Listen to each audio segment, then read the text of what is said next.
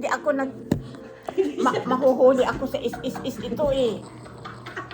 Na akong nagpapaaral sa'yo. So this is my Lola. English now. It's in English. Teka muna. This is for my English scholarship. Oo. That one was for my Filipino-American one. Teka muna, mag-usap muna tayo.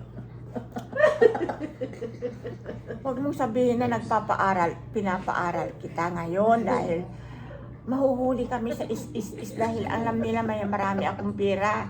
Eh nasa income kami. Nag-SSI si mother. Nag-i-is ako. Hindi ako pwede. Okay. Anyways. Okay, I'm gonna English. start it now, Lola. No, not yet. Not yet.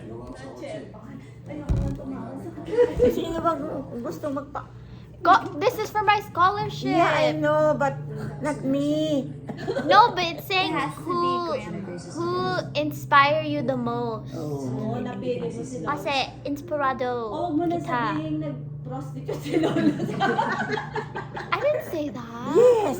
Oh, I did? Yeah. Oh. I thought hostess was like the selling the. Nag-dancing daw ako. Nag-prostrate daw ako. Nakakahiya naman. Wala mo ako. Nag-prostrate ako. Nag-prostrate. Okay, Lola, restart. Not yet. Okay. It's due tonight, that's why. I have to send Nahuhuli it. ako ng Huwag mo na sabihin yung income. Basta It's sabihin mo due lang. at 9, Lola. Lola, I have It's to due at send 9. it alas 9. Malapit It's na. already 8:22. She has to Bakit send ako? it. 10,000, Lola. $10,000. Yes, but ano ako sa is ay. If. Saka sa low income.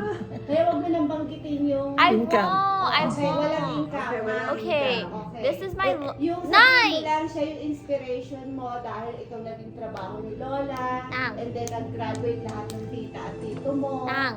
Tama na. Huwag kang Nag-aalaga salita. pa siya Huwag ng salita. baboy. Oo. Bawat Nag-alaga sumasalita. ako ng baboy.